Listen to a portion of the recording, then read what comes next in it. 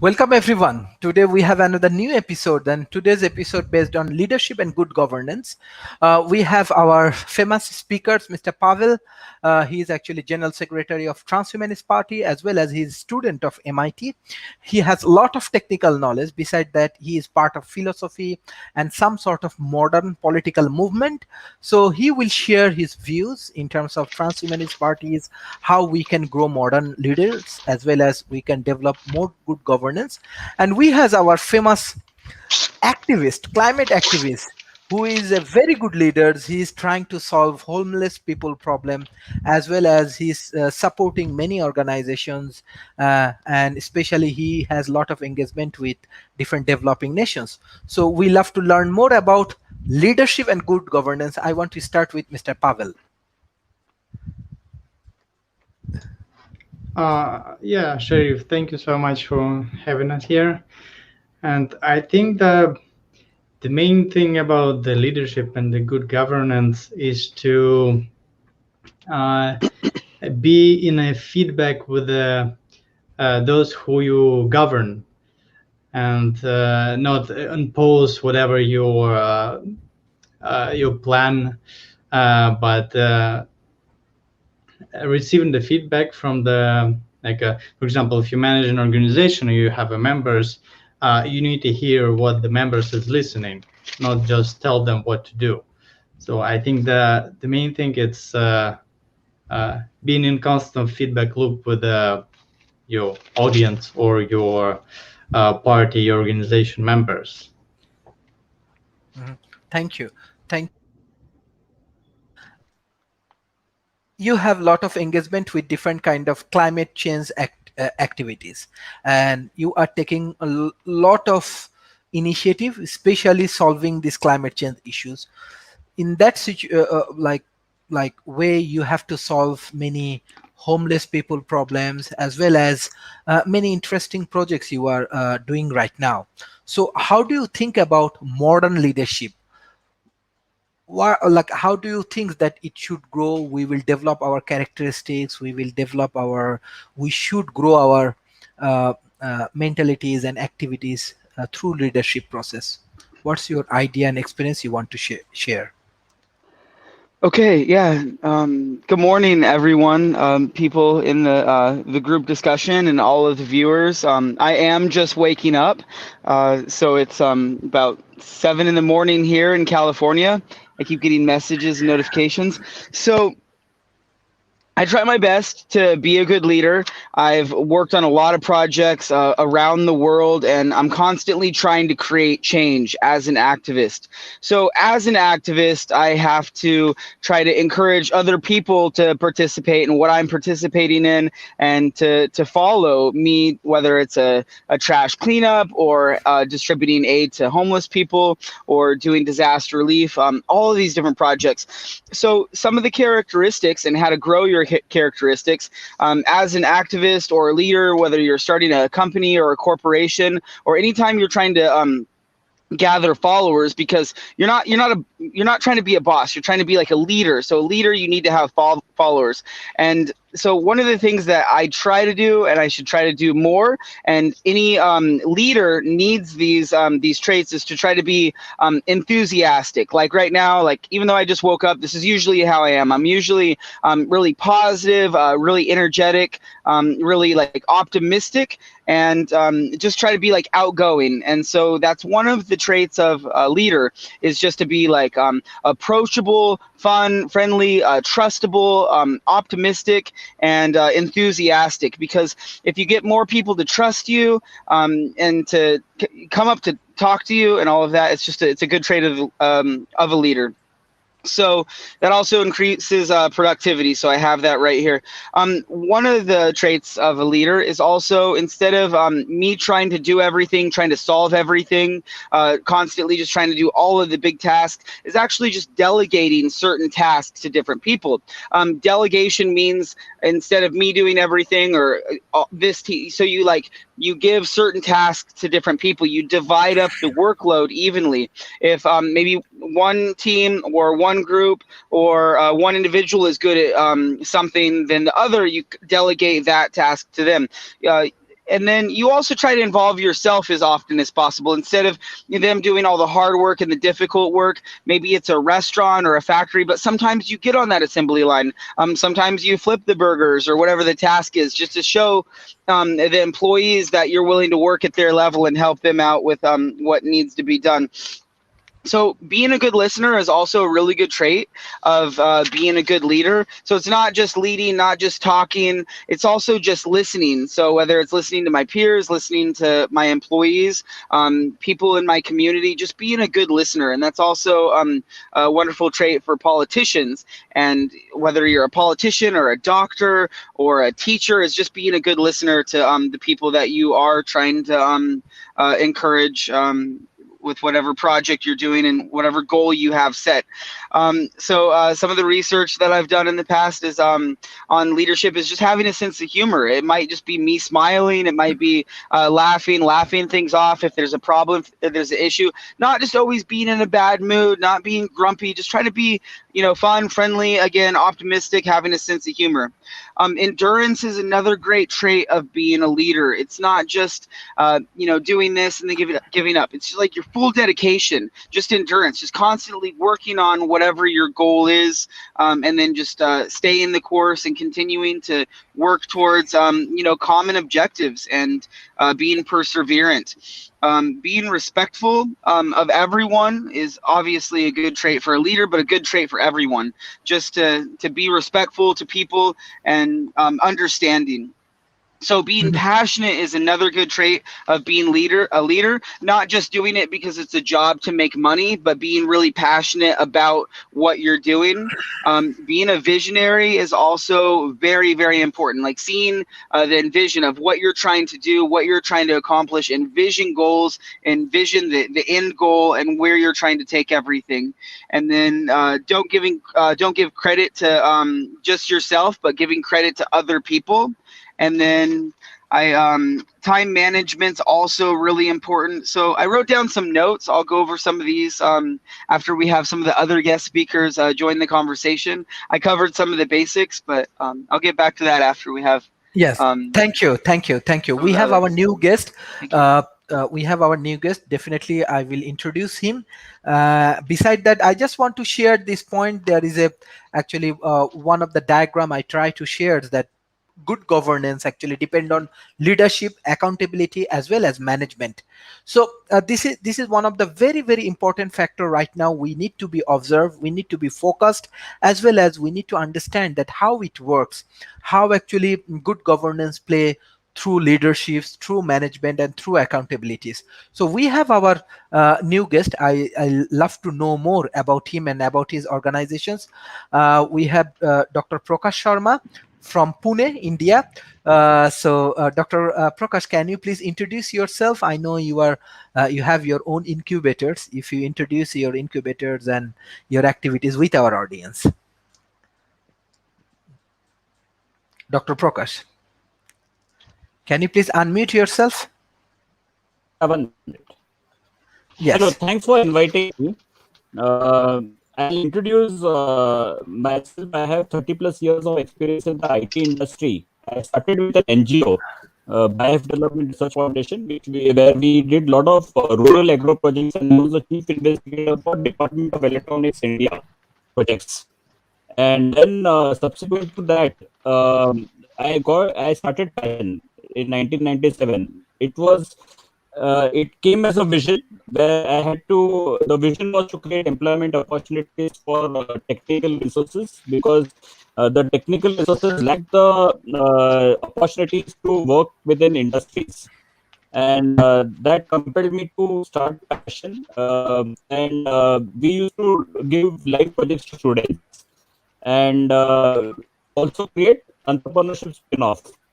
But the IT boom was there in late 90s. Everyone wanted to be in USA, and that ensured that people would actually complete the products, and they would say that now they have got a job in A MNC, B MNC. So somehow the mindset of India at that moment of time was not ready for the startup ecosystem. So it was a bit ahead of time.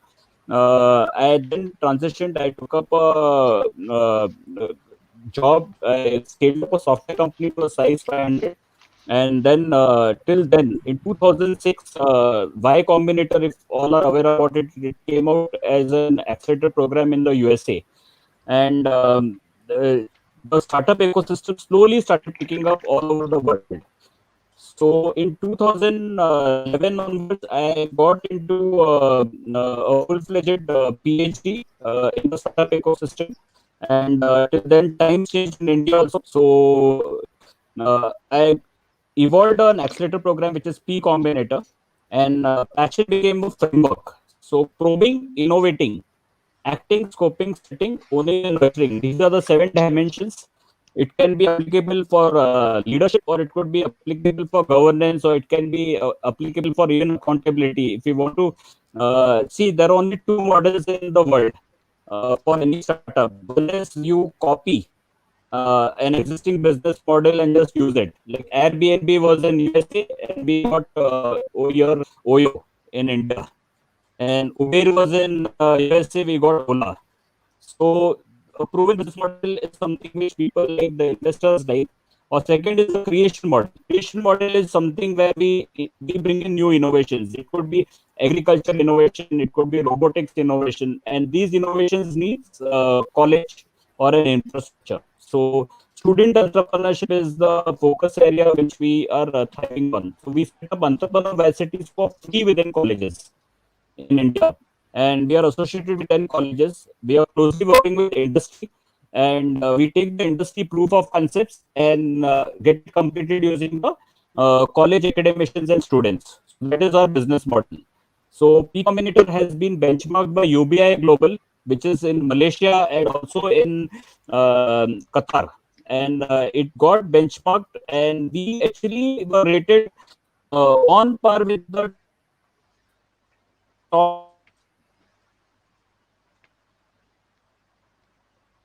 Dr. Prakash.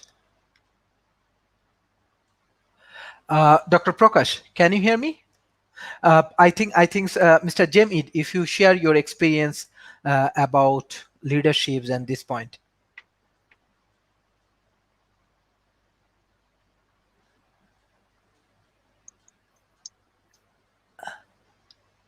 Can you unmute yourself? I apologize. I started by thanking you for having me on, and then I said I always say you have to start with yourself first, then your community, and then go on from there. And I was president of a local charity, local 501c3. 501c3 is the tax status in the United States of America that gives you the right to operate as a charity. And then I was a director of another one in San Francisco, and then I was state president of the chess federations, Northern California, and then I was on the executive board of the National Governing Organization for Chess, and then the World Governing Organization for Chess, and then I was president of the National Chess Charity in the United States of America. And then I started my own foundation. So my goals in life and also my leadership skills have been recognized since the early 90s. And I would say that the first thing is when you're in a position of leadership, you have to be inspirational. You have to inspire others to do things. Especially when you have volunteers, they have to be inspired. And you also have to get trust. You have to build trust. They have to trust you that you're going to do what you say you're going to do. Mm-hmm. And I don't know if I have an echo. Okay. And then you lead by example. You know, people are not going to trust you if you don't do what you say. So you must do what you say, and you must give yourself stretch goals and accomplish them. Because other people you're going to ask to do things, well, you have to be able to do it yourself. You have to show them. I bit off more than I thought I could chew, but I did it. And you can do it too. So this is what I mean by inspiration and trust and leading by example. And credit is cheap. Give credit to other people. Whenever they do something, recognize them. Tell them they did a good job. You know, it costs you nothing to do that. But so often we forget. This is another part of inspiration. People are inspired to do more than they thought they could if you give credit to them and you recognize their accomplishments. And this is not hard to do, but people forget it. And so I just think that those are the things. Be visible. You got to let people see you and see what you're doing. And that is the way to inspire others and get them to buy into whatever it is that your goal is. Thank you, Sharif. Thank you. Thank you. Madam, can you please introduce yourself and your company with our audience? Mishmin Tuhis, Conracat Canyon, Coyote Woman, Sarah's Roots.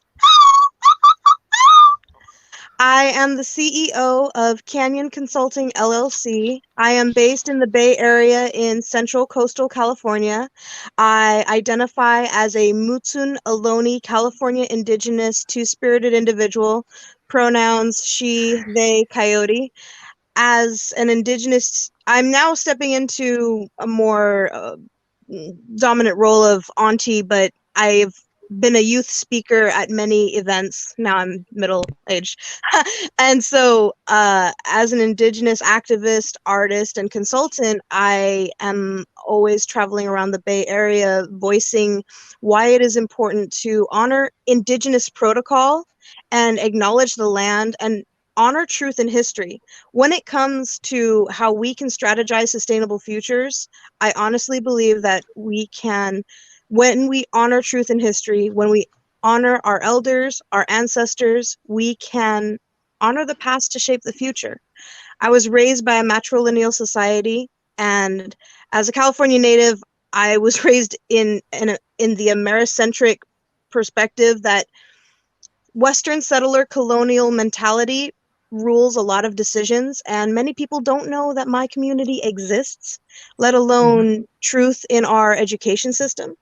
And in our environment, if we don't honor truth and history, we're coming to the table underinformed. And if we are making decisions about the future, about our community, about the environment, about the next generation, or about future opportunities, and we are coming to the table without knowing the history of the land that we are on, 50 years, 150 years, 250 years, 500 years. If we don't know that history, we are underprepared.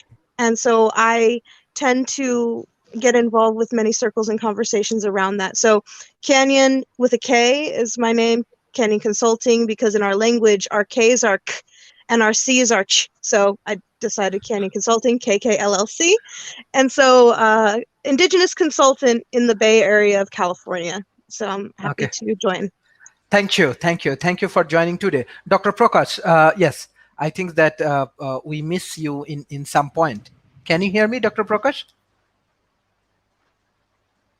Dr. Prakash, can you hear me? Yeah, there were.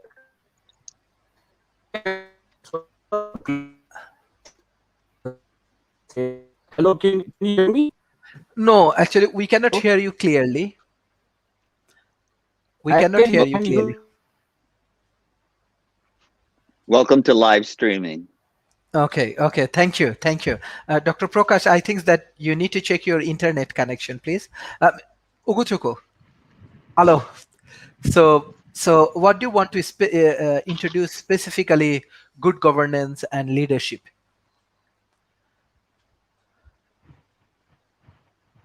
Uguchuku, hello, can you unmute yourself? Yes. Yeah. Okay, yeah. Yes, what do you want to introduce specifically in terms of good governance as well as leaderships with our audience? Yeah, I'm here now. Thank you so much. I'm honored to be here. You know, when you talk about good governance, there are salient points that we need to look at for we to actually pinpoint the relevant elements that are needed for good governance. And in the case of good governance, a state is required to do some certain things for the benefit of the citizens inhabiting that particular state.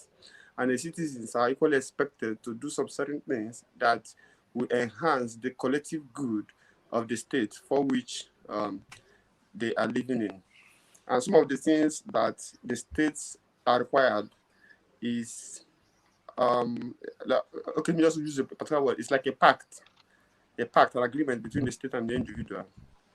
Individuals residing within it. And one of the things the state has to take the citizens into account when formulating policies. That has to do with the welfare of the citizenry. They must take the citizens into account, and then they should formulate these policies in a transparent manner, at least with democracy and even some other forms of government. All policies are to be formulated in a transparent manner, whereby the citizens can say, okay, here is what our government are doing for our own benefit, and here is what is expected of us to contribute, maybe in terms of tax, in terms of making the environment clean and all that. And then on the third aspect, the state is expected to provide certain goods and services, in an efficient and effective manner, such that the citizens can enjoy the benefits of living in such states, as against siphoning the funds, of the collective state, because each fund that is siphoned is an insult to the taxpayers' money, as we usually have within this African countries, where the leaders are hell-bent on enriching themselves at the expense of the citizenry. This is actually a very lugubrious and desperate act against humanity. And then one of the basic functions of a state that is with good governance is that it is the job of the state to regulate, the outcomes, and enforce the decisions, fairly, efficiently, and effectively, without bias or favor, on behalf of the individuals within the state. So what do I mean? The state, is the job of the state to protect the citizen from any external aggression. Good governance entails protecting the citizens from external aggression, and equally enforcing laws and orders commonly agreed by all citizens living within the state. So the enforcement of this law and order is the job of those in charge of the state. Then, another thing we need to talk about is actually the reverse of good governance, which is something like what I think with regard to bad governance. Bad governance is simply the opposite of good governance. A state whereby the government deliberately hides its method of policy implementation, of policy formulation, and policy execution from the people, without knowing that the least policy being put into work or being executed has an enormous impact on the whole population. So, well, I will find a way to yield the floor now, so that when the next question comes, I can try to pinpoint various indices that the World Bank used to measure good governance. Thank you, Charlie. Thank you. I do want to go for the more detail, specifically for the good leaders. We are observing there is a graph for the good leaders. Good leader must need to be honest, efficient, confident, positive. They must need to be inspirational. They need to be very much effective, commitment, and creative about their teams. So I want to start with Mr. Alex. How do you want to introduce these points? And then I will request all of our panelists that how we can be a better leaders in this crisis moment. Mr. Alex. Yes, thank you. So again, good morning, 7:30 a.m. from California. So I have studied a little bit of public speaking, activism, and have involved myself in a wide range of projects around the world. And my main goal is climate activism and environmental work, but I also do a lot of humanitarian work. So to do this, to get volunteers, again, like James mentioned, you have to inspire people. So that that's an important key to just having followers if you're trying to lead the way in whatever goal you're presenting. So we are at the 25-minute mark, and I know this is an educational platform. We have people that are using these videos for case studies, people watching these videos around the world. So since this is an educational video, I would like and encourage anyone that is watching, of course, to take notes and have a notepad throughout these video discussions, because we cover a lot of main subjects, and then there's a lot of subcategories in those main subjects that we cover. So again, the 25-minute mark, I'm just going to list off some keywords. These keywords, you can do more research into these individual keywords. So now with these keywords, if you have 5 out of 7 of them, or 10 out of 15 of these words, it'll help you become a better leader. So one is accountability. Just having accountability is very important. Being decisive is very important. Choosing, if you're a leader, choosing what to do, and then you have people that follow along with your decision. Being confident is another key point, another a really good trait to being a leader. Taking some skills in public speaking is also very important. Just knowing more about public speaking, eye contact, hand movement, body language, the way you look, the way you dress, the way you sound, all of that. Being passionate. Managing your time, just time management. Using the word we more often, like all of us, instead of just about me.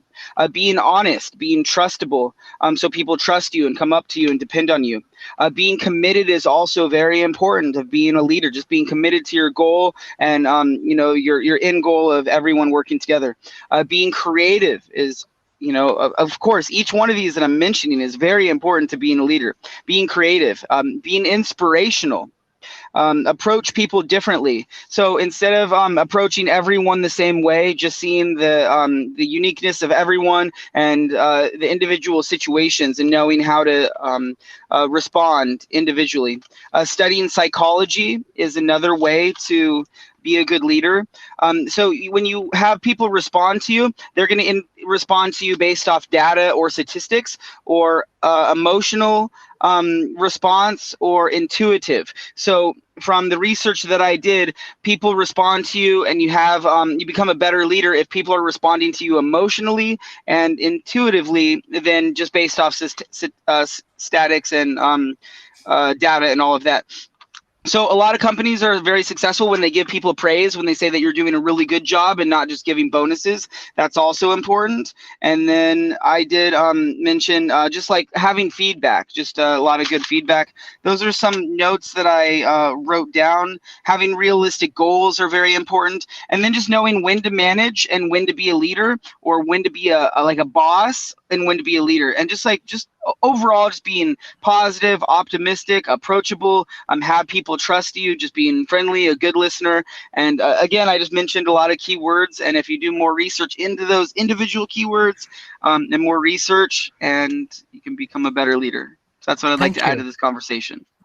Thank you. Mr. Pavel, you are from MIT, as well as we know that MIT produce a lot of leaders in tech industry, and they have a very good contributions. Even in Malaysia, they have very good contribution through their Asian School of Business and Supply Chain Innovations. So what you are learning from MIT, how you grow your capacity as an leaders, and how you want to introduce your process with our students and youth communities and policymakers.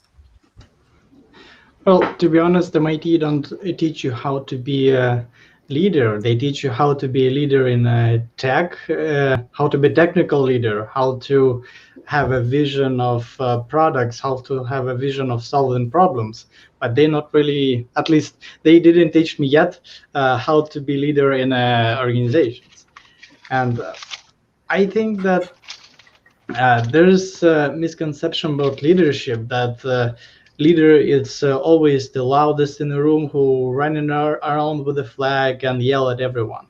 And I think that it's a heritage of our natural state. Like, we all come from a nature, and like in a nature, if you're loudest, like you alpha in a group and you lead in the group.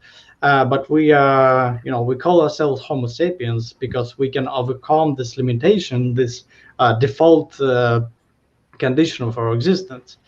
And I think when it's come to the leadership, the missing point is empathy.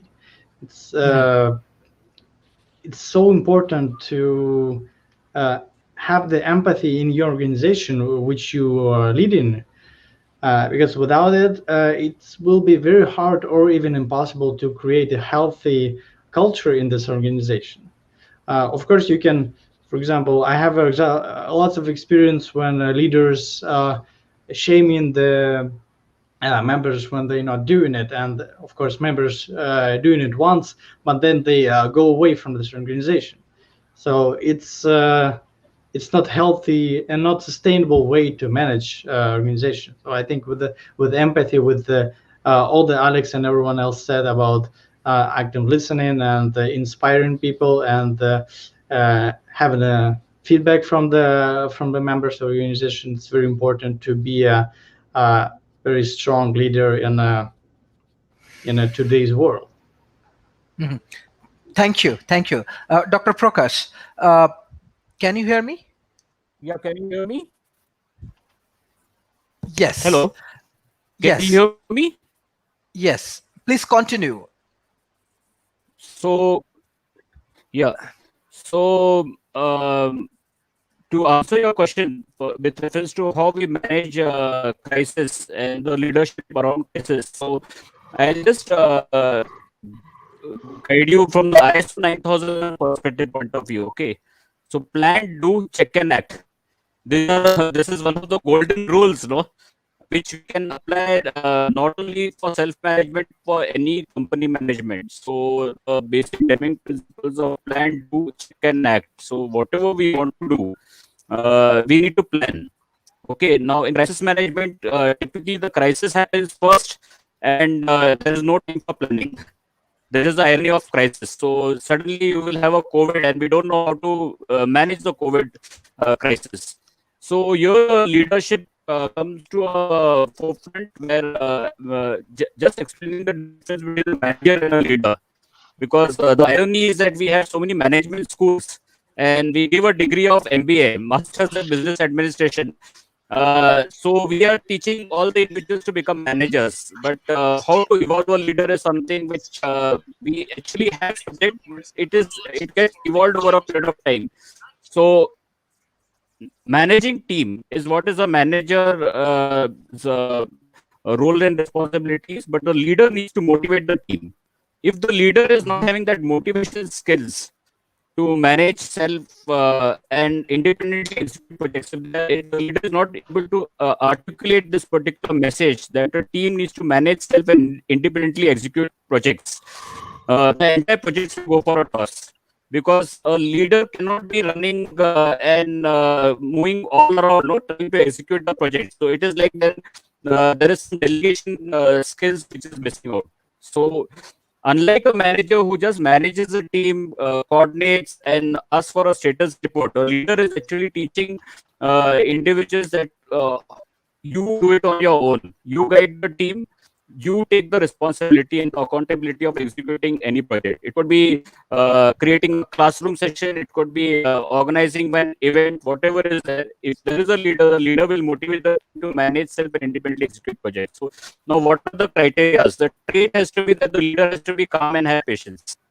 Because you will be having, there is a saying in a Six Sigma event where I attended, there was a guru, they said that there is a difference between effectiveness and efficiency. Climbing a tree fast is efficient. Okay, you can climb any tree fast, it is efficient. You will be efficient. Effectiveness is climbing the right tree. So if you have a leader or a guru or any person, if you are coming across a wrong leader or a wrong guru, there are chances that your effectiveness will be missing. You will be efficient, but you won't know what you're trying to do. So it's very important that a leader needs to articulate this message that finally the outcome of any business has to be having some effectiveness. The impact has to be there. Whether you're serving a society, you're serving a company, you're serving any project. if the impact of the project is not there, the goals are not set, then finally what is going to happen is you may get one project. You'll manage a project, you'll be known as a good manager, but you may not get a repeat project. So for Mhm. getting a repeat project, to engage the client, to motivate the client, again, you need to motivate the client and you need to get business from the client continuously. You need to have that leadership skill of being calm, have patience, stick to the commitment, and things should be fine. Thank you. Thank you. Thank you. KK, how do you want to introduce your leadership skills with our audience? With compassionate empathy and of a culture of community, because with the work that I do and the community that I get inspired by, one, I recognize how blessed I am as an Indigenous person when I see my role models or the superstars in my community as attainable, because I don't idolize celebrities where, let's say, even like a sports star where you're like, oh, I might get a wet towel and be like, oh, I was close to them. No, when you're superstars and your idols and community members are inspirational and they're attainable, and when they say, I see you and I see the work that you're doing, that can be an empowering statement. When it comes to the work that I do and when I speak at different events, empathy, compassion, humility, accountability are all factors that play a role, especially in those who I'm inspired by, because we are human. We will make mistakes, and I recognize that I have sensitive triggers when I witness people who lead with ego and lead with too much pride, and they don't have humility to be accountable to if they did make a mistake, or if they navigated something where they recognize, oh, I was in reaction and I may have made a quick decision. If they don't account for that, or if they don't navigate that and they just keep going, I am going to hold that and recognize I don't favor that in leadership. So I tend to say humility, accountability, especially reciprocity when it comes to the energy and effort that's brought forth into in environments. There are times that we can be managers and there are times that we can be leaders, but to be inspired, it's people doing the work. And the same way as like be the change you want to be the change you want to see, is instead of just having that mentality with those blinders on of like, oh, this is the way it is and this is how it's going to be, we can change that. And so taking all of these things that I'm hearing are all factors that I also value.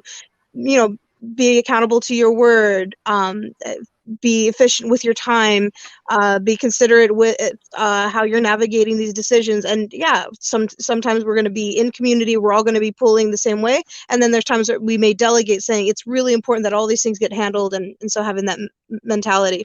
But I really find that being in community, because community claims us, and sadly, due to this impact with COVID, due to this impact with our economy and our patterns with being online, we are lacking. We are hurting our development when it comes to interpersonal relationships. We are lacking. Our next generation is lacking empathy because we're having less opportunities to interact, to be compassionate with each other. And so I'm fearful for the next generation, because if we're having this disconnect, more, I'll call it like more online trolls and more sensitivities and more triggers are coming to the surface with cancel culture being so prevalent, it's problematic because we're not talking about why things are happening the way that they are, or what the in between is. A lot of things are turning black and white. If you like this, then you must be this, and assumptions are being made. So I really value community. I really value humility in these interactions, and I really honestly believe culture sharing opportunities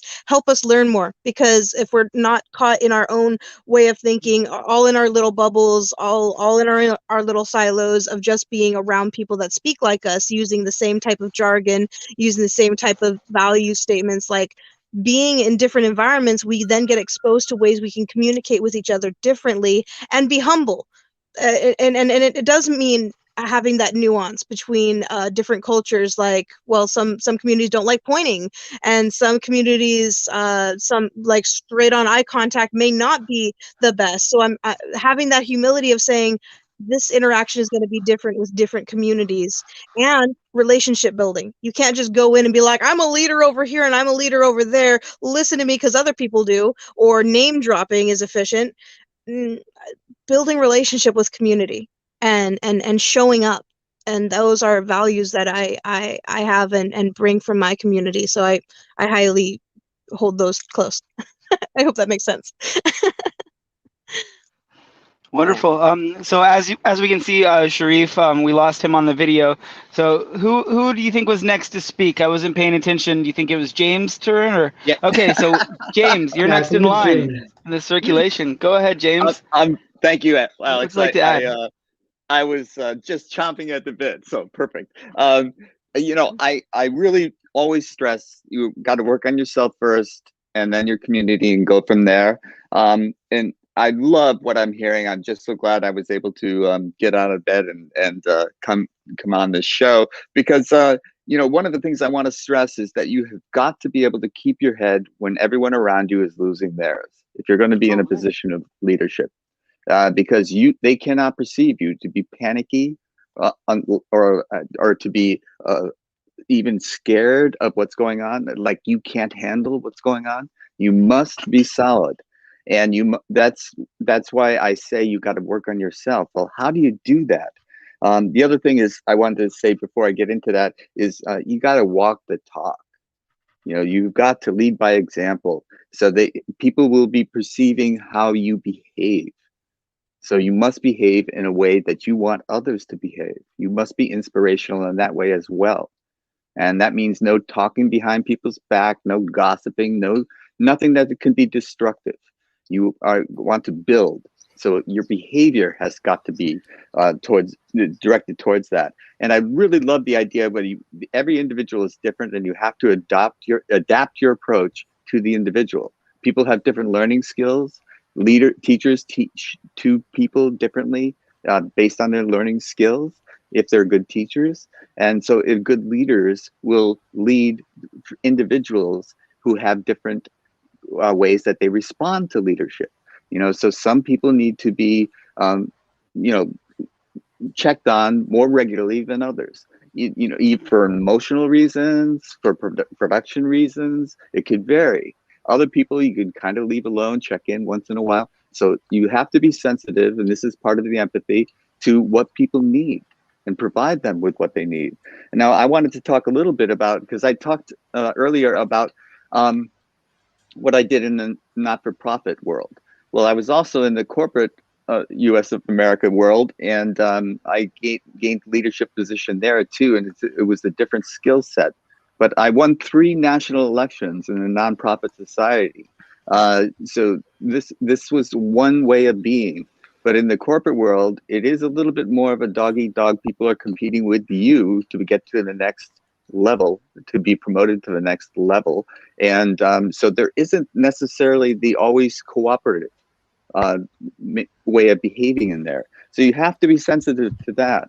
And one of the things, I was a software geek, and I found that zeros and ones didn't have bad days. And, if you asked them to do it 1,000 times, they didn't complain. And, it was easy to deal with them. Zeros and ones. If you put them in the right order, they worked. And it didn't matter how many times you asked them to work, they did it. And when you got promoted into management positions, it was a different ball game. People are different than zeros and ones, and they need to be treated differently. And was I really ready for that? No, I had to train myself to be ready for that. I had, as Alex is encouraging you to do, take classes. And I'll tell you, the best management advice I ever got was from the CIO of Charles Schwab. And he told me that when he has boundaries, and if his direct reports were outside the boundaries, he pushed them into the boundaries. And that I had boundaries, but I also had an optimal way of doing things. And I was pushing people to get to the optimal way. And anything within the boundaries was acceptable. So that changed me as a manager.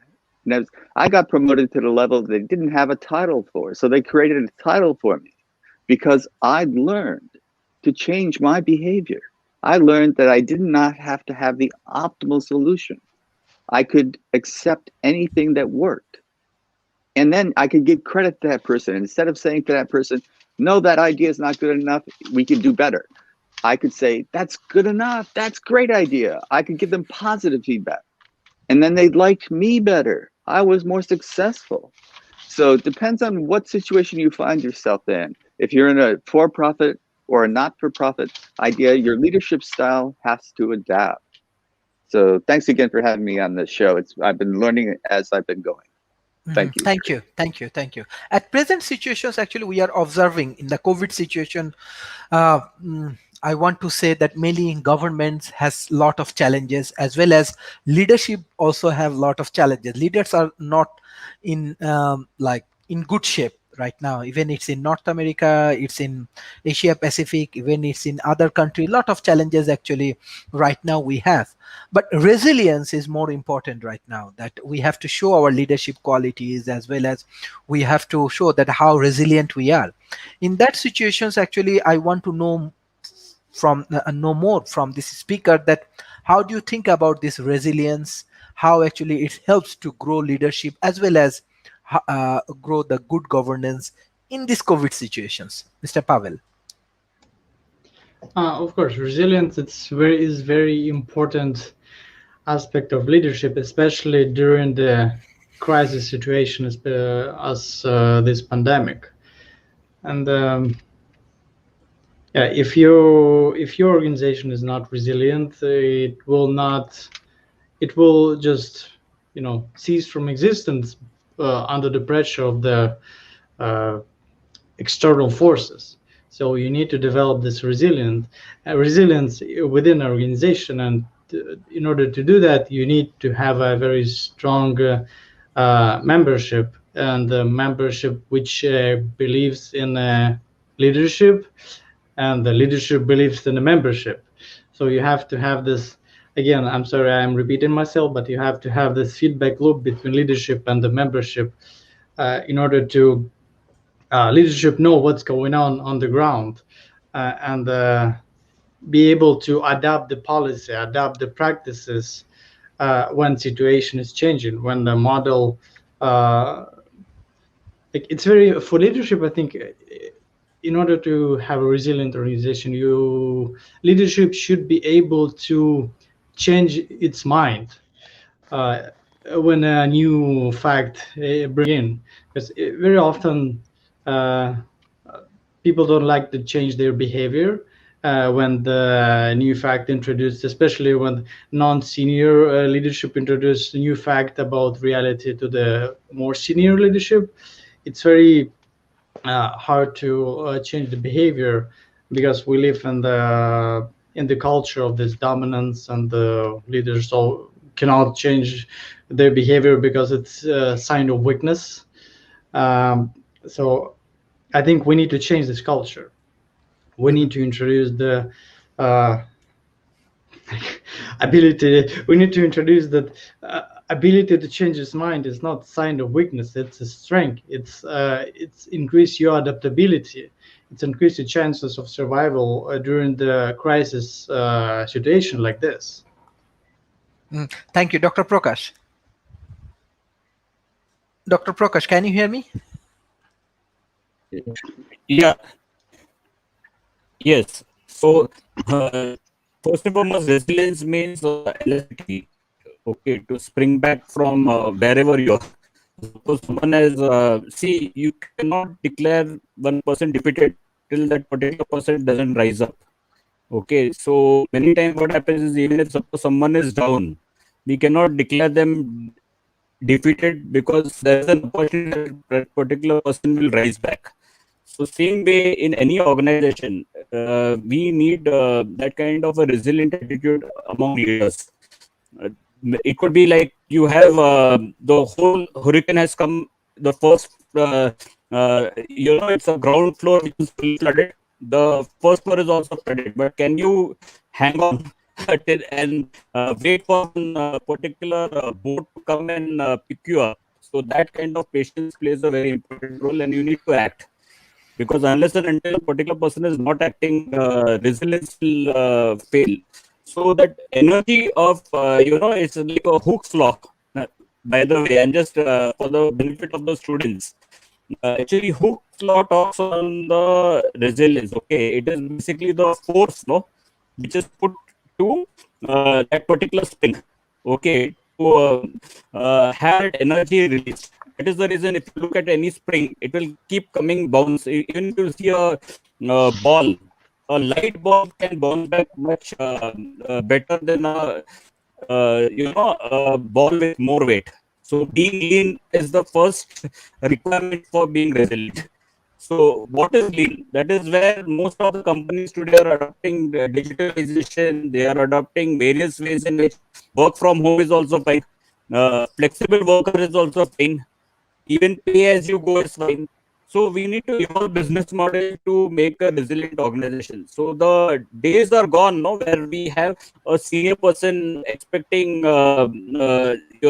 subordination. There will be multiple people subordinating the seniors or there will be one particular CEO, and then below the CEO there is going to be n number of managers, and then below the managers there is going to be a team. Those days are gone. Even in the IT industry, we are talking about full stack developer.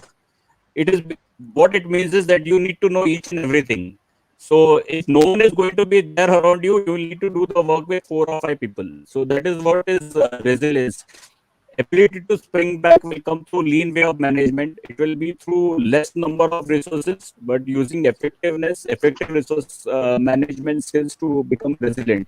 And that is where be light as much as possible. The more you pad yourself, the more the chances are that you're going to take time, and then you need to have more patience, because if you are a large company who has sunk, so you will need more patience to spring back. If it's a light company with less number of resources, it is much easier for you to spring back. So the philosophy is lean management, agile way of work. That is where we all are heading, and that is one of the inputs which I can share with the audience. Thank you, Mr. Ugochukwu. Sharif? Yes. Yes. Mr. Ugochukwu, can you hear me? Mr. Ugochukwu, can you hear me? Yes, I can hear you. Yes, please continue. We are just discussing about the leaderships and especially the resilience of the leaders. Pardon? Can you hear me? Yeah, I can hear you. Pardon? Yes. We love to know more about your perspective, especially about the resilience in that present situation. Yes, we are Okay. discussing about. Okay. Wow. That's okay. Resilience and the ability to tackle enormous challenges in the midst of direct odds is one of the good qualities of a good leader, and that's why one of the key elements of leadership is emotional intelligence. Emotional intelligence, beyond all that we know about it, is that is ability to manage situations, under stress. How do you, as a leader, try to carry people along when it seems not to be going the right way? When the organization or maybe wherever you are leading, where people are you're in charge of people, how do you carry them along when things tend to go south? So it's a key element. Resilience plays a key role to leadership qualities, and that's where emotional intelligence comes in. As the Goldman says that if you say that a leader cannot express empathy, it's not a true leader. A leader who cannot express empathy is not a true leader. And got a German artist once said that you should treat people as if as they ought to be, and then help them to be capable of who they are. Treat people as if they were what they ought to be, and help them become what they are capable of being. So that resilience will project you that as a good leader to push with courage, even when your followers are being timid with fear. As Franklin Roosevelt says, the only thing we have to fear is fear itself. That's the only thing we have to fear as human beings. So as a leader, the tendency to be afraid, to act in spite of your fear, It's what separates you to be a leader. It's what distinguishes you as a resilient leader, which is a key quality. Now, for you to be awesomely resilient, you only have to be innovative, because it's when you are innovative that you can provide excellent solution to people's challenges in terms of the leadership role that you are. And the ability to be innovative will help you to be to adapt to situation, to flex and look at solution from different angles, to look at the situation from different perspectives, to elicit the opinions of people who are under your leadership before you take a decision in order to actually move forward. So such quality is a super non with regard to anyone who wants to be a good leader and Mm, good governance of course. Thank you. Actually, I request our speakers, because our content will be utilized for PhD programs, DBA program, not only in Asia Pacific, even if you have the university in USA and Europe, they already started. So I request that, like, if your internet connection is good, if you look formal, it will be more helpful for our student, because we have millions of students, those who will observe our session. Already they are observing right now. So I request to everyone, more formal approach is helpful for us. Anyway, KK. When it comes to resilience, well, I'm blessed to be surrounded by amazing, resilient indigenous communities constantly fighting systemic oppression and the tactics of, well, Western settler colonialism that homogenizes cultures, and the Americentric agenda is focused on capitalization and profitization, and it's divorced of accountability in its decision-making practices. It's divorced from its sense of humility when it comes to the rights of nature, and when it comes to recognizing that our actions and our words have an impact. And we have to consider how it not only impacts our community, our environment, but the next 7 generations. And that sometimes means saying no to the quick profit. It sometimes means saying no to the thing that looks ideal, that might help us right now, but in the long run hurts so much more. And so when it comes to resilient decision making or resilient communities, it's those that are steadfast with how we work together. And tying into that, where is accountability and humility, as well as we need to combat complacency. Like when people say, oh, this is just the way it is, or why do something different? Well, when people become complacent and don't take action, we then are perpetuating some of the bad behaviors that led us to get into these positions that we are in. And so when I think of, or when I consider resilient leadership or resilient communities, it's that is considering how everyone is impacted. And it's not just for humans, because as an indigenous person, my ancestors, my elders have always taught me that humans came last. The animals, the plants, they are the first beings, the first people of the earth. And when we don't allow our decisions to consider them, and we just think that they're there for our profit, our gain, our benefit, and we're not respecting them as sentient beings, is not respecting them as living beings, as we are part of the ecology of the world. And when we think about, well, from as simple as, let's say, like predators and prey, rabbits and coyotes, if the prey gets too many, the environment will not sustain them. And if there's too many predators and there's not enough prey, they will slowly die out because there's too many. Humans have tried to take themselves out of that equation and just try and be, top everything. And we are hurting the earth, and we are hurting the next generations. And so resilience also considers everything, the impact of everything, and that forward momentum, that decision making for the next 7 generations. How are we right now being good ancestors in training? How are we considering how our actions and words impact the community? So resilience is considering everything. And so that's that. Thank you. Thank you, Mr. James, Mr. Jim. Thank you, Sharif. The question is really on COVID and what leadership can do. And I think the United States of America was a fantastic example of this. We talked about resilience and how you wanted to have humility and empathy and our past leader had none of those qualities.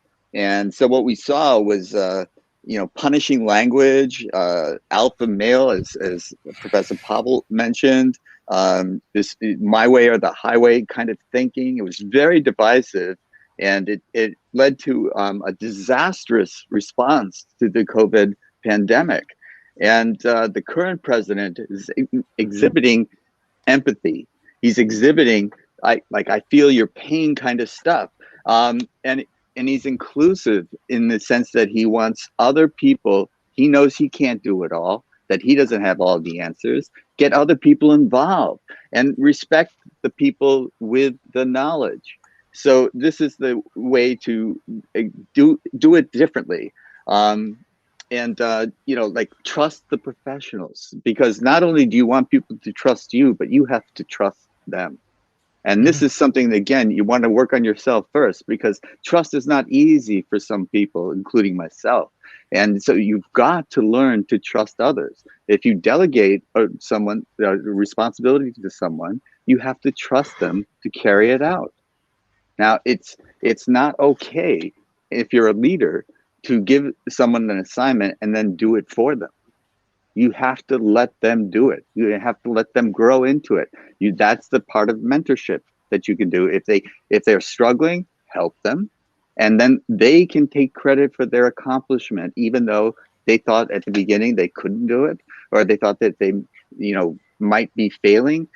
Give them encouragement, boost them up. You never get ahead by tearing someone else down. You can do more if more people are helping you. And you have to encourage them. And that's a part of leadership. So our COVID response was pathetic because we had a bad leader. And now we have hope that we have a leader who will trust others with what they bring to the table, that they can help. And so it's more inclusive language, less punishing language. And it's not an insult every other day to this person or that person. And if you don't agree, you get fired. No, it's like, let's bring everybody into the table, have people disagree, and come up with the best solution. Now, these are better decision-making processes. So these are the ways that we have hope now that our response to the COVID pandemic will be superior to the one it was when it was first appeared. It was not okay to deny it, to say it was going to go away. That's not leadership. To say this is affecting not just me and my family and my friends, but the entire world. To think of the entire world suffering from this pandemic. And what can we do? Why start with yourself? What can I do? Start with the community. What can my community do? And go from there. What can we do for the world? Thanks, Sharif. Thank you. Mr. Alex. Yes, so since we are on this international platform, and it's wonderful having perspectives from different people around the world, and we all learn from each other, I do want to say and apologize to Dr. Prakash. I apologize if I can't pronounce your name correctly, as well as Ukachuvo. It's just we'd love to hear from you, and I tried so hard to listen to you, and it's just the internet connection is really bad. And as I saw Ukachuvo go from his house outside, he was trying to be proactive and trying to get on better internet. But so usually what I do is I try to tap onto internet, not just using my cellular provider, because again, we'd love to listen to what you're saying, what you're trying to contribute to the conversation. So I apologize. I do want to say thank you for bringing that up, Sharif. You did mention resilience, and it was mentioned multiple times throughout the conversation after. It is very important, again, just being resilient again, and just continuing to move forward. Pavel mentioned solving problems, and I think that's one of the most important things of a leader is you just have to solve problems, and you're going to continue to have a series of problems, and sometimes they just seem like never ending, or if you are a leader, they probably are never ending, because that's what a leader is and what he does, and continuing to solve problems as they come along, and in the way that you feel necessary at that time with the information that you have. So again, this is an educational platform. I would recommend people to Google image search how to become a leader, an infographic. And as what Sharif brought up on the screen earlier, it was a little smaller, so not everyone can see it. But again, if you just Google search infographic, how to become a leader or traits of a leader, there's a lot of really good information. Again, it breaks it into main categories and subcategories. But the coolest thing about that infographic that he brought up earlier is it shows on one side things that are things that you shouldn't do, and then on the other side it shows all these things that you should do. So there's you can compare different categories in the side of good leaders and bad leaders, or a boss and a leader, or a manager and a leader. So there's a lot of good information there. As James was just mentioning, Trump had a lot of those bad traits. He was a bad leader. He did things the wrong way. And if you look at that infographic, he did all of the wrong things and very few of the right things. So again, I would just recommend Google searching that infographic. So I liked what KK said about empowering your community. I think that's really important. Just again, being really positive, proactive, optimistic, gaining trust, having good communication skills, being really communicative, just listening to people, talking with them, finding solutions, and all that. But the culture of community that she mentioned, if we define that or think of it in other terms, that's kind of like we as a team, and it's more about us as a team. So you can think community, you can think family, or you can think team. And then Bernie Sanders used to say we a lot. It's not about I, it's about we or us, or whatever his motto was. So again, just like incorporating everyone together, because as a company, a corporation, a nonprofit, most of the time, or usually, or the whole thing is you have a common goal. So you got to bring everyone together and be really understanding and inclusive and all of that. So one last thing that I want to mention. So without trying to sound egotistical and without trying to brag, I have involved myself or undertaken some really large cleanup projects, environmental cleanup projects. So and that I had obviously some sort of leadership traits to do these things. So I just want to explain how I did that real quick. So about 4 to 7 years ago, I organized a trash cleanup of some tires. And after 2 weeks, 35 volunteers and me, we removed 1,000 tires from a creek ravine in Santa Cruz, California. So I saw these tires. They were on the side, a couple hundred. I contacted the county. I got this done, and I recruited volunteers. And 5 days after me seeing those tires, I had 5 sponsors and 35 volunteers. And 5 days after that, it was like such a short amount of time. So that was like, it was like 10 days. We removed 1,000 tires, and they were recycled correctly. So that was a huge project. It made it on the front page of the Sentinel, made it in the Good Times twice. There was news people contacting me. So how did I do that? Dedication and time management. So instead of me dealing with drama and playing on Facebook and working on in the yard and doing projects, all I did nonstop was what sponsors can I get for food? How can I get volunteers? What can I write up on social media? How can I take pictures? How can I contact the news stations? I just dedicated myself towards getting volunteers, getting sponsors, finding out the information, getting the gloves, getting the tools, getting all the equipment we needed, figuring out the logistics of the truck to get the tires from point A to point B, contacting city workers, contacting county workers, doing all this stuff. So it was phone calls, emails, messages, making notes, thinking about it when I went to sleep, talking about it, waking up, talking, just dedication towards just that project. And that's what allowed it to be so successful. And I think as a leader, you can't have like a million projects going on. You can't be distracted in, your family and your friends and going out on the weekends, drinking and doing all these different things. You have to just be focused towards what your goal is and just trying to be a leader. Like if you have a goal, if you are a leader, you have to immerse yourself into that project, into that goal. And I think that's what's made that project so successful. But I've organized other community cleanups and environmental cleanups and beach cleanups about 5 or 6 times. Another time I coordinated with Drew Glover from the Santa Cruz City Council. He got all of his volunteers from Project Pollinate. and I had mine. So we each had about 15 volunteers, and we did this. We cleaned up natural bridges. I started that project, and then he teamed up with me, and he's a really great leader. And we just we all work together. So again, just dedication and time management, and just putting all your focus towards that project and that end goal, I think is very important. Thank you. In here, like example, USA already they changed, like Biden administration come. Beside that, we are observing from Asia Pacific, Myanmar, already, there are different political story.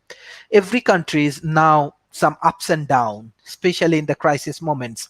So in that situations, as all of you are experienced, so what your observations and how we can develop better, uh, like uh, like ecosystem, in terms of governments as well as corporations as well as academia, how do we build up better ecosystems, and how actually good governance can help to build this ecosystem?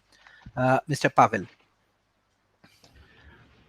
Speaking on the like a more broad context, I think we should move from the like all the players, all the stakeholders in this ecosystem should move away from the mindset of the zero-sum game and Machiavellian kind of interaction with other stakeholders, and go to the place where we grow in the pie, not divide in the pie and just fight with each other for the pieces, but look at the like Kenyan said about the look at the everything in the system, everything like every part of the system and how we affect by our action, how we affect everyone and everything in the system.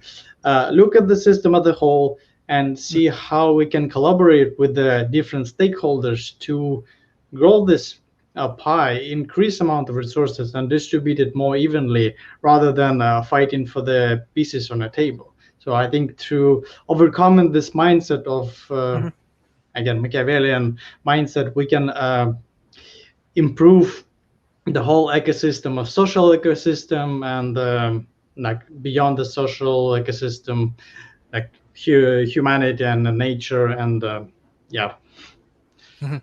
Okay, thank you, Dr. Prakash. Sir, can you hear me? Yeah. Yes. You can hear me, right? Yes. Hello? You can hear me, right? So we have various stakeholders like the industry, academic institutes, we have the students, we have the startups, and we have the NGOs. So what we are trying to do here in India is have a collaborative ecosystem where we have all the stakeholders meet, discuss on various topics, and subsequent to that, we make it a point that one academic institute, one particular student entrepreneur gets connected to an industry and an NGO. So we use NGO for implementing and validating the products with the student startup spin-offs, and then subsequently it gets implemented within an industry. So what point we are trying to drive is that for any successful venture spin-off, you need to have an active involvement of all the stakeholders. So we need to have regular entrepreneur startup spin-offs also, and we need to have social entrepreneurship startup spin-off also. So how we can leverage it? That is where the NGOs, because of their grassroots level involvement at the village level or the county level, they are having n number of connects with reference to the direct audience. It could be a family unit, it could be the local business unit. So they are in a better position to give the inputs. Like right now, I just tell you a very simple example. I may be having the best of internet, but if StreamYard itself is having an issue with more than 6 or 7 connectivity connections, if it slips down. So what happens is, no, this is a very live example. This we are talking about individuals sitting in this particular room, and we are trying to talk to each other. Just imagine what happens at a grassroots level. we build a solution, and that solution, for some reasons, you are not able to connect with the farmer, or what the farmer is trying to tell is not been able to be understood by someone who is building a product. So it's very important that we need to go beyond all these technologies. And this is what we try to bring in a local flavor. We actually go and physically meet individuals and actually motivate them, because leadership is not about only from a remote way. I am teaching someone that you be a leader, it's not going to work out. We give experiments. We see from that experiments whether the individuals are really performing, and then from there we evolve the leader who has a mass appeal. Because unless and until someone doesn't believe on a leader, how will that particular person be a leader? Because see, you can appoint a manager, but that manager, whether that manager is going to be a leader, that time will come in. Because during the course of the journey of a person who's working in a company, that person may come across conflicts, that person may come across some ego issues, that person can come across some crisis. How that particular person is going to be resilient, and how they are going to overcome that crisis, and how people are going to begin believing that particular person and respecting and loving that person. That is what is leadership. Leadership is all about the love which an individual an impact. Like it could be just a two-line message or one simple dialogue that particular person is telling to the audience. The audience believes that message, and people start following them. So somewhere the it's like a blind following which comes to a leader, and that is where the leader has to be very careful about what that particular person is going to speak. The personal connection with the audience has to be there. Without that, whatever we'll talk about the content delivery will be there. It will be a pre-recorded video, but we are not going to make leaders. For leadership, we need to bring in small experiments, small tests, performances, and then so that is what I want to convey the message. Mhm. Correct. Thank you. Thank you. Thank you. KK. Hello? Yes. And what was the phrasing? So I can fine tune it. What was the inquiry? My brain was like, "Hi, awesome, awesome." Was this about which part? Like forward momentum, community? What parts? Was the Sharif, what was Sharif, your if you could question? ask the question again. yeah? Okay. Brain. Okay. My questions to you basically, like example, how we can develop better ecosystem with the help of good governance, with the help of academy and corporation. Well, I'm for collaboration. Like honor the past to shape the future. Ideally, not replicate problematic behaviors and problematic decisions that led to how we got here, but also honor the wisdom and knowledge that many of our cultures and communities have honored since time immemorial. So, like when I say collaborative energies, working together with communities, like who is in the room, who is at the table, do we want to be at the table at all, or do we need to restructure things? But also, like, I have to use an example as an Indigenous person. When it comes to impacting cultural resources, environmental impact reports consider the Native person all the way at the end of the consideration. They allow the permits to happen. They allow the decision of how the building and what's going to be built and what's going to be damaged and where it's going to be. And then last minute they go, oh yeah, we legally have to consider the Native peoples and their cultural resources, and it might impact their ancestral remains. So, oh, hi, local Native community, you have 30 days to consider giving us some more information about if you want to consult on this project or not.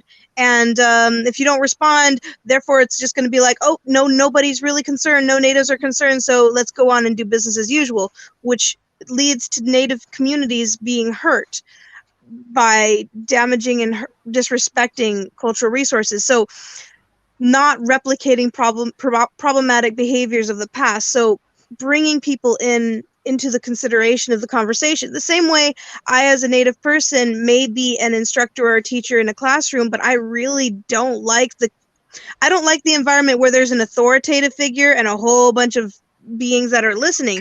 I want us to share knowledge and respect and empower each other to show that each of us have teachers within ourselves.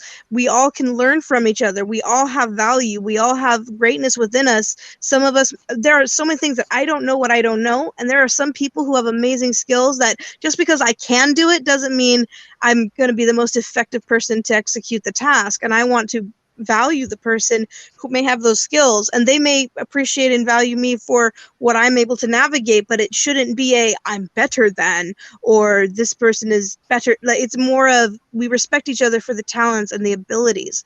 And so when I say collaborate and respect and reciprocate, and so when it comes to that kind of, like the ecology of like just the real respectful community, we all have value, we all have abilities, and we can navigate these things. But I do want to bring up that some decisions that we've been operating by, different governing structures, different protocols and procedures, does not include a lot of people. Like, from as simple as Wikipedia. I come from an indigenous culture that respects oral narratives. Wikipedia is racist against oral narratives and oral traditions because what? The trolls out there ruin it. Oh, if someone says cited by an oral resource, they can totally like manipulate Wikipedia, and invalid sources would then be problematic. But as an indigenous person, because our history is not validated by documented history, we are acknowledged as prehistoric beings. But when I say the word prehistoric to a lot of Americans, they say dinosaurs. It's problematic. And so like these environments are inherently racist because it doesn't respect other cultures. And so I want to bring up these elements of like, we need to change some of these things by considering who is and isn't in the room, how are we acknowledging, how we're working with people. And I'm not trying to do like this like melting pot idea of like it needs to be great for everybody. No, we could celebrate our diversity, we could celebrate our differences, but we can still come to the table and respect each other, even if we might come from a culture that accidentally or inherently disrespects another one. We at least can have a civil conversation about what we are considering. Like, we may not like distinct differences, but we can all come together to care about water quality. We can all come together to care about, our environment and climate change, and, the disruption of like how much, some of these businesses and corporations and the mentality, our entitled mentality for all these products is devastating the earth. Like, we can come together for these reasons.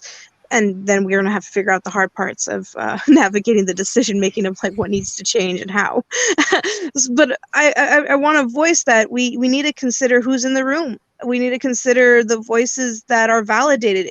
Are we focusing on profit-driven efforts? Are we focusing on the economy? Or, oh, we have to maintain where we're already at because like, oh no, we don't know how it's going to be if we disrupt that, i.e. big oil, big ag. Oh, we need to provide food for the nation. Oh, let's talk about the grocery stores that are trashing food for profit. Come on, don't just voice one argument without the other. We need to see the ugliness, honor truth and history, all of the layers, how we got here, how black and brown bodies have been space beings that have been extracted as a resource, and how we need to respect all beings and validate that. Like, we can't go back, we can't change it, but we need to acknowledge it to say how we got here, and then we can go forward making better decisions. But if we don't know how we got here, people are making decisions haphazardly saying get over it or it's not like that anymore, and it's like we're replicating the hurt, we're replicating the pain, and we're replicating historic events. So coming together, humility, accountability, reciprocity, and collaborative energies of honoring truth and history. Thank you. Mr. Jemid. Thank you, Sharif. I really like to start with the accountability thing that Kenyon just brought up, because we're seeing that today in the United States of America. There's a big to-do about whether we should hold our past president accountable for the actions that he took. And there's a lot of noise about, oh, just, move forward. Don't hold him accountable, and It's really annoying if you're thinking in terms of leadership, because accountability has to be part of that process. And if you're not holding people accountable for their mistakes, for not just mistakes, but for their the damage that they have done, then you're allowing others to do the same thing again. So accountability is often overlooked in these discussions because we try to keep a high tone and talk about the greatest good in terms of leadership, but accountability has to be part of the formula. It's a variable, and people can disagree on the amount or the exact nature of the variable, but it has to be part of the equation. And I do want to go back to what Professor Pavel talked about in terms of he wasn't taught in a fine university, well respected, how to be a leader. And our educational system is 19th century. It's based on an agrarian society that does no longer exist. And we don't teach people leadership skills. And young people can absorb this information like sponges. So if we changed our educational system to teach them to work together in a collaborative way and to accept leadership when leadership is deserved, when it's earned, and when people can then come together and be led in a common direction, all the oars are pulling in the same direction, the boat will move. So these are some of the things we could change. We could change virtually overnight about how we train our children, how we educate the young, and teach them to be better citizens when they go out into the world, into the working environment. And I did want to say, you know, I made my material wealth in terms of the corporate world, but my love has always been in the not-for-profit society. But the not-for-profit society, ego is there too. You must deal with egos, because you have people there saying, I'm dedicating my time, I'm dedicating my energy, you should do it my way. And, you know, these are things that you have to manage. And there was a question from the audience, you know, about management versus leadership, and especially in times of crisis. You know, which one is more valuable? Well, I say it might not, it's a good question, but it might not be the right question, because both are necessary. You need leadership and you need management skills.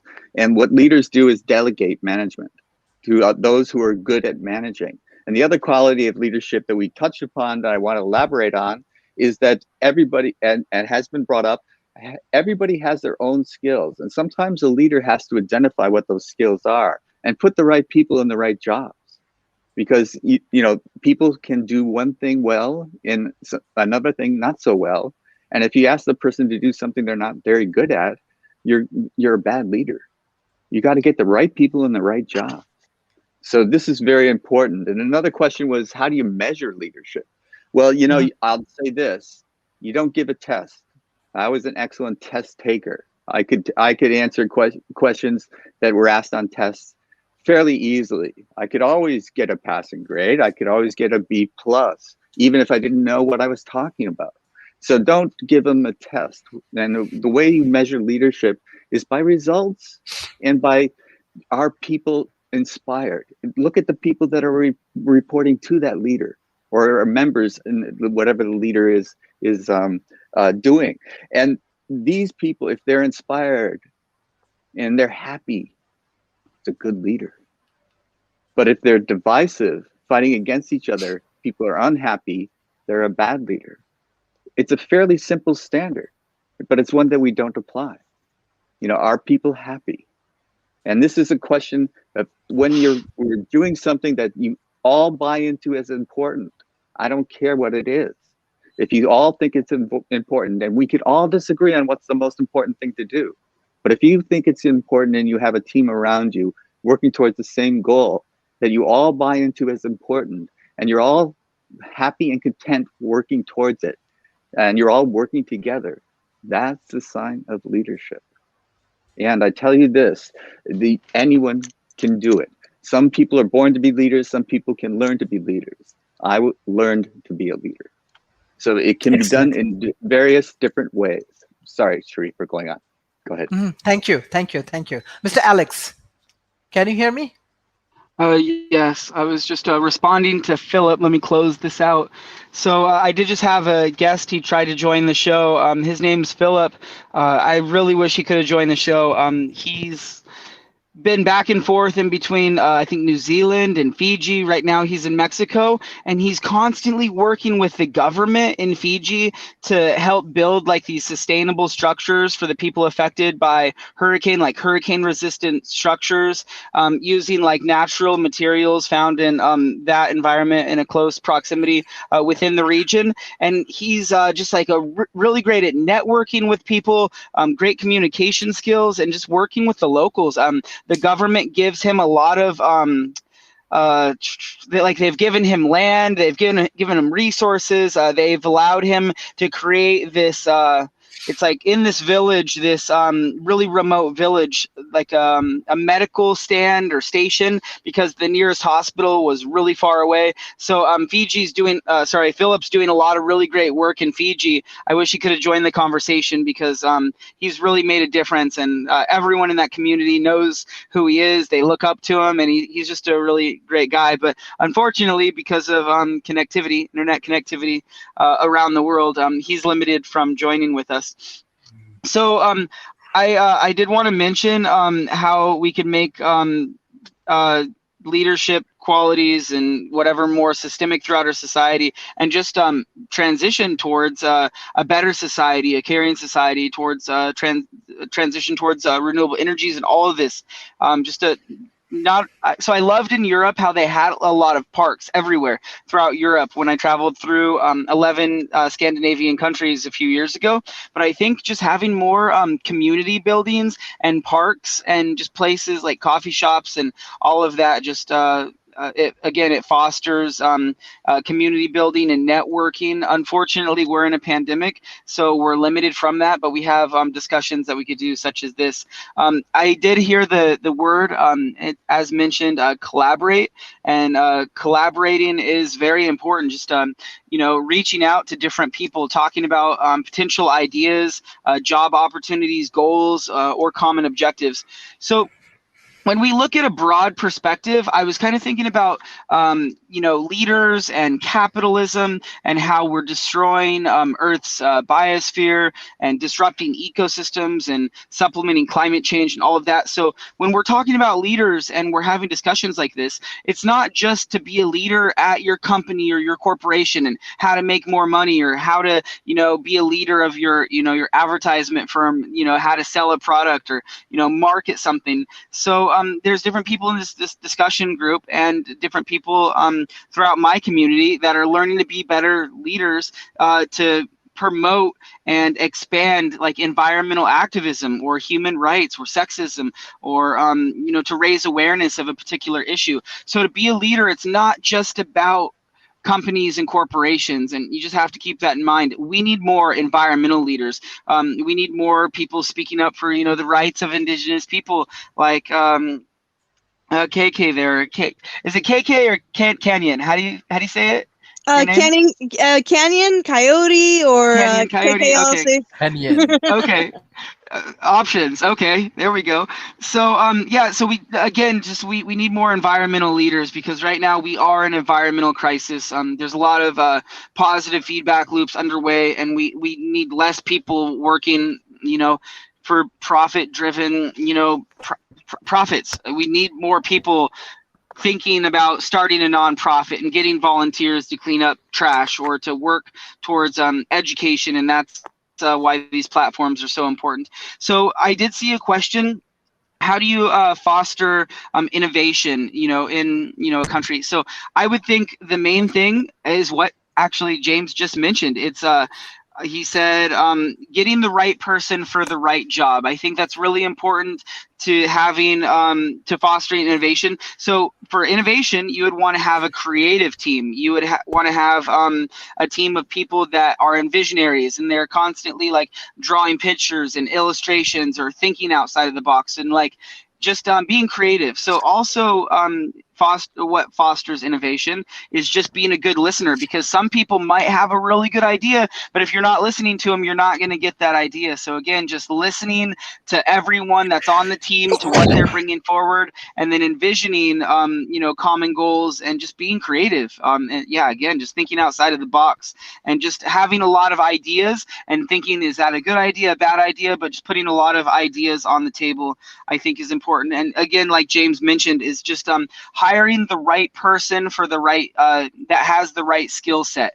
So if you want to be a company that's going to constantly come out with new innovations and not just do the same thing, maybe a coffee shop kind of does the same thing, or so. But even though innovation's good at coffee shops too, if you want to continue to move forward, just hiring the right people that look ahead, and then that constantly are thinking creatively. So again, I think communication skills are really important. Public speaking, if you're going to be a leader, maybe take courses in psychology. Again, just eye contact, the way that you dress, the way that you look, how you use your hands, how you sound. All of these different types of communication skills are very important to becoming a leader. And education. There's a lot of good YouTube videos, infographics. Good type of wiki how to become a leader, wiki how to become a better public speaker, and all of this information is available online. And then we have great guests on this forum giving their personal opinions and perspectives. So it's all part of it. Thank you, Mr. Alex. Actually, World Talent Economy Forum, already we have 5 million students, not only from Asia Pacific, even some of the universities from USA, from France, from Switzerland, Africa. Many of our youth community, they are taking our content as for their research, for their case studies, for their developments, and we are trying our level best to grow a knowledge-based ecosystem, because this is very important, specifically for developing nations, because developing nations, they have a lot of youth, and we have a chance to share our knowledge, our skills, our experience with the developing nations youth communities. So as much as possible we are doing. Beside that, this is our 204th episode. We have more than 300 speakers, 200 corporations, 100 different universities from around the world. They are joining, they utilizing, we are sharing our content. Our major objective is that we want to educate the youth community, as well as we want to create more employment. So we need to overcome from this present syllabus, present systems, and we need to engage with the modern ecosystem, and which will help to change the youth future. So that is our objective. So I directly want to go for the concluding remarks for today. I want to start from Mr. Pavel, then Dr. Prakash, then KK, then Mr. James, and finally my friend Mr. Alex. Mr. Pavel. I think the takeaway for the audience and everyone on the panel is learn about leadership. Learn how to be leader of your own life. Just spend some time on reflecting who you are and what you want to do with your life, and then go for it. Because and don't listen talking heads on YouTube and like presidents and stuff. Just find this power within you, and then channelize this power to the world. So yeah, lead the world. Mm-hmm. Thank you, Mr. Pavel. I know that you are also very, very effective leaders, and hopefully you will also help us to grow our ecosystems, and your guideline and your strategy also helpful for World Talent Economy Forum. Dr. Prakash. Sharif, I'm looking forward for our collaboration between MIT and World Economic Forum. Thank you. Already the MIT actually collaborating with World Talent Economy Forum, because we are a knowledge-based organization, and with the help of you, we want to grow our the more knowledge-based content, and which will help millions of students, I'm sure. So we are really doing hard work. Your support is very important for World Talent Economy Forums. And beside that, I just want to add, we are actually arranging a big conference this April, with international Islamic universities as well. We want to bring all of our speakers in our international conference, as well as we will provide awards and certification those who contribute for World Talent Economy Forums.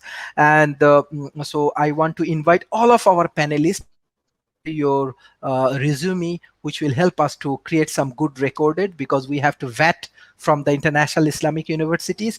And by this way, hopefully we can make a strong ecosystem. And our major objective, we love to contribute. The speakers contribution is very, very important. And the audience, always they support us, always they motivate us, because it's actually difficult year, like whole years, every day we are trying to make some content, as well as we are distributing our content with this youth community. It's really difficult, but when the actually youth communities, when the actually audience actually support us, we really, really feel positive. So I want to give thanks to all of our speakers, including today's our speaker and panelists. Dr. Prakash. Yeah, I would be happy to be associated with this forum, and we need to create a lot of research opportunities for experiments, management experiments, which we can have it for both the corporate as well as the NGOs. And this is where we come to know what kind of interest one particular management student would have, whether they would want to be creating an impact to the society by working with an NGO closely, or at a grassroots level, someone wants to go to a village and actually work closely with people at the grassroots level. Or it would be someone who would want to work with a corporate and be active facilitator in the CSR interfaces for contributing to the society. So we can, I'll be happy to provide those kind of guidance and assistance. And the final message which I would like to tell to the benefit of those students is that learning is a continuous process. So we need to keep learning, and as much as possible, we need to come out from the bookish concept of passing an examination and trying to get to one high uh, gate score or something. No, this is fine. Like, it is impressive where you get into a reputed management school, but leadership can be actually be learned through these kind of forums in a more effective way. And if it is coupled with an experiment, definitely you will be actually one of the most desirable individual to be part of any company. So that is my message. So you can learn anywhere. Please be part of an ecosystem and learn, and let us collaborate and work together. Thank you, Dr. Prakash. I know you are very experienced. Your experience also important for us. KK.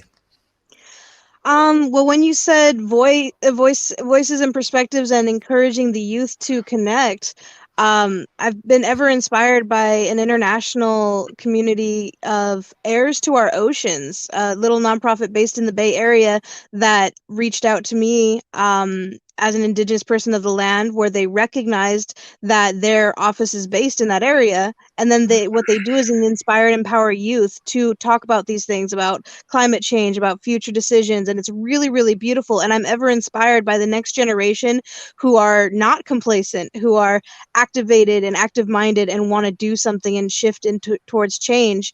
And I'm honored to be a consultant to that organization. And one of the biggest messages is we are human, and when we make mistakes, it's how we navigate afterwards.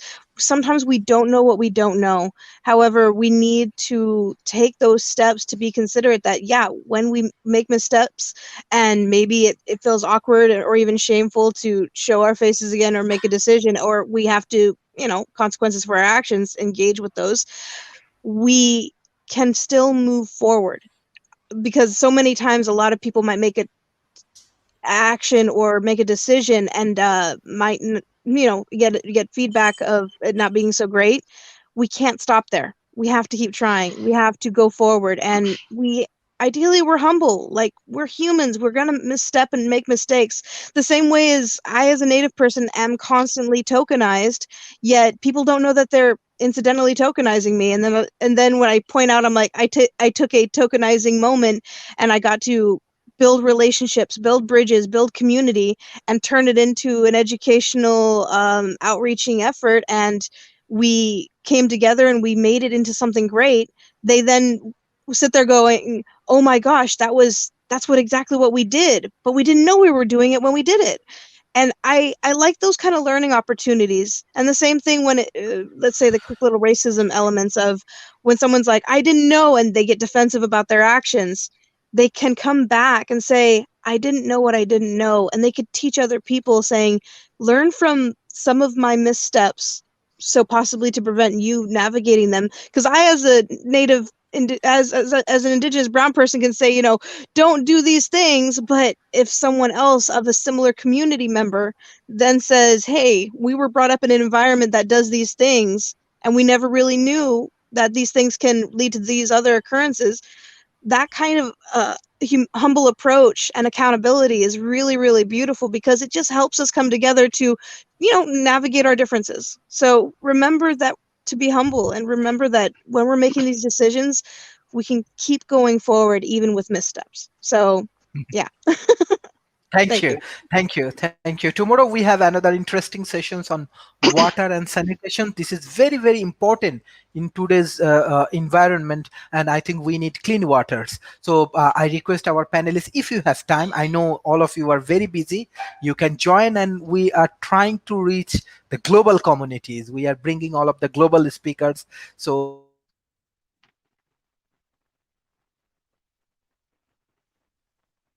Sharif just froze.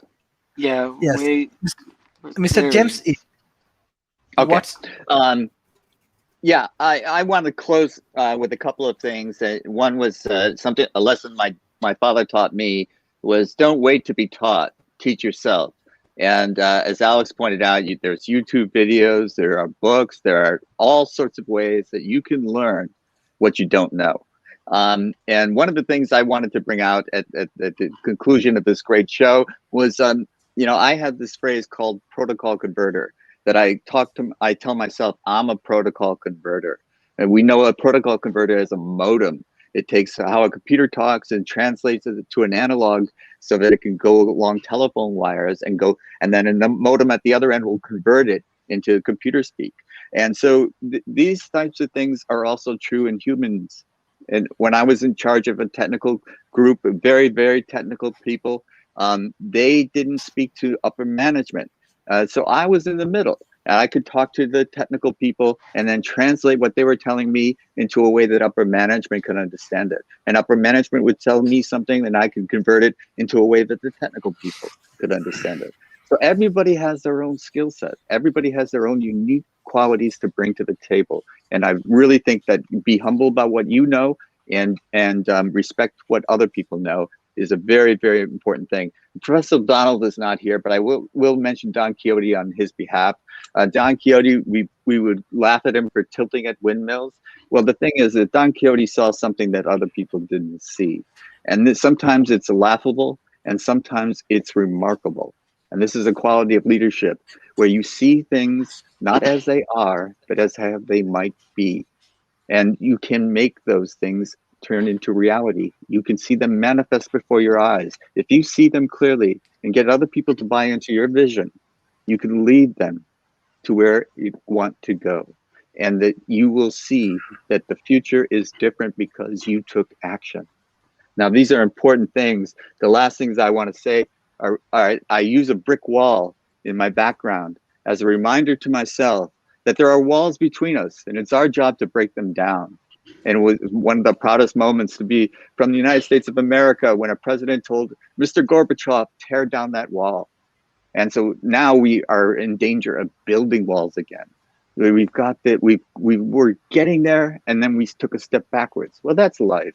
You take a step forward, 2 steps backwards, sometimes 2 steps forward. Sometimes do not get discouraged. Keep going. And if you want to stay on the sidelines, you're just another brick in the wall. So tear down the walls between us. Connect. Connect. Thank you, Sharif. Thank you. Thank you.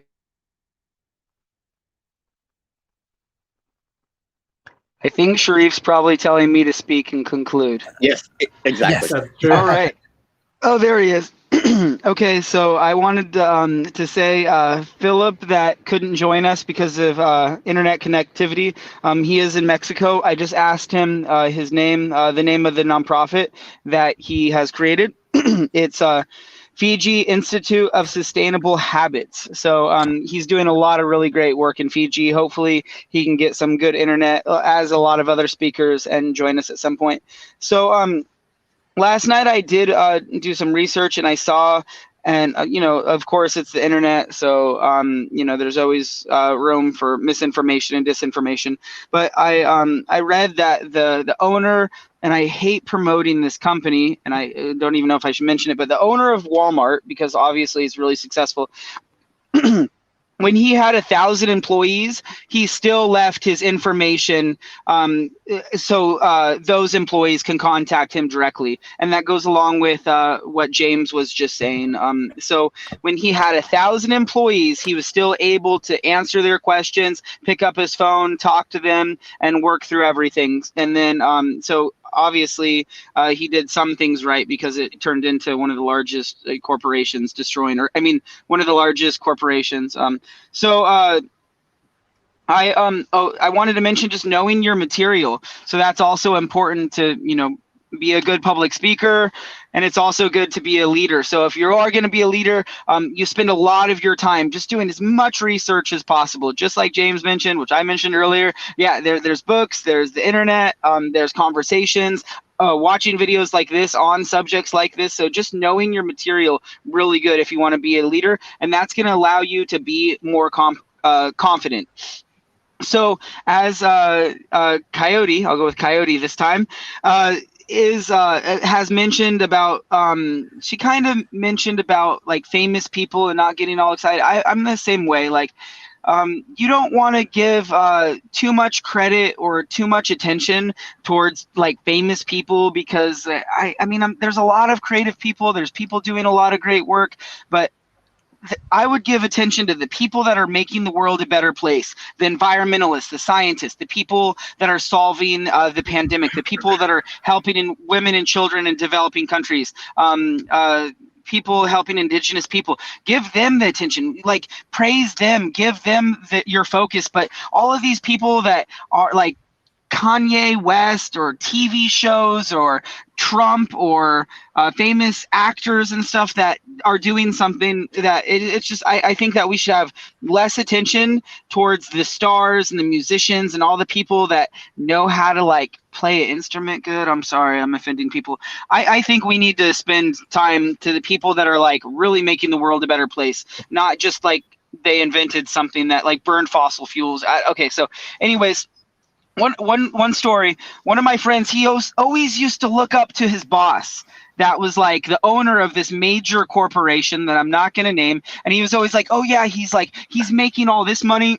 He just bought a new RV. He bought another car. He just bought a house. Like, he's doing all this stuff. He praised him because he was making so much money. How is that person making money? By selling low quality crap food, processed food to a whole bunch of people that just weakens their immune system and makes them unhealthy. So this one person that my friend looked up to was making so much money because he was like ripping off everyone else, or he was good at advertising and marketing. So don't look up to those people just because they're making money.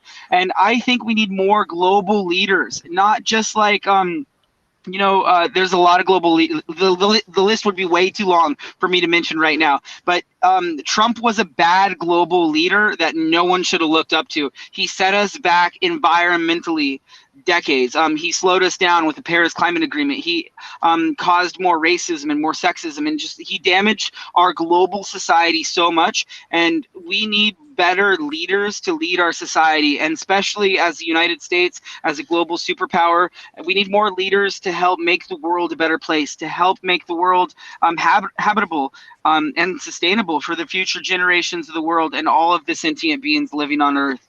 So we need to direct our attention, all of us, all of the people watching this show, to the leaders that are making the world a better place, and not just producing some product, or not just someone on TV TV. Sharif, he's a really great leader. He organized all of us. He has great communication skills.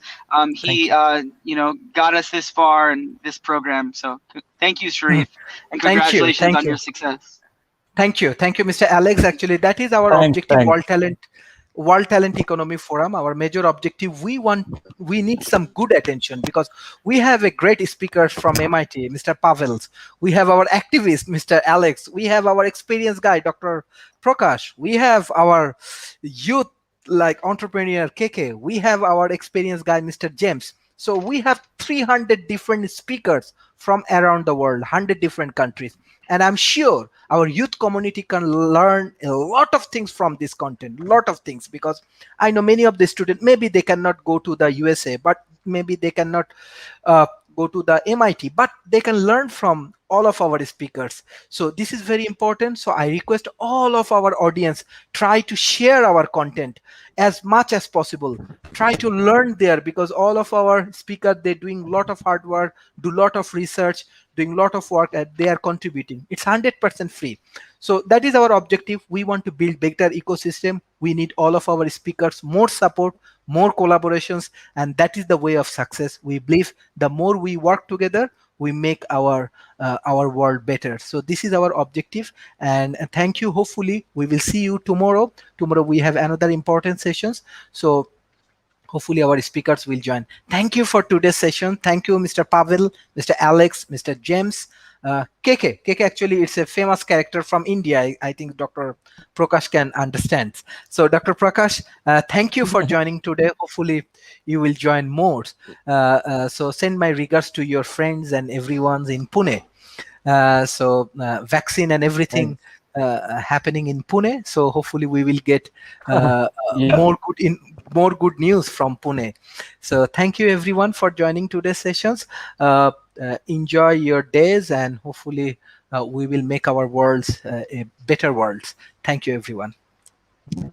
Yeah, thank you, Sharif. Thank you so much, Sharif. Thank you everyone. Thank you. Bye-bye. Take care. Thanks. Bye-bye. Yeah.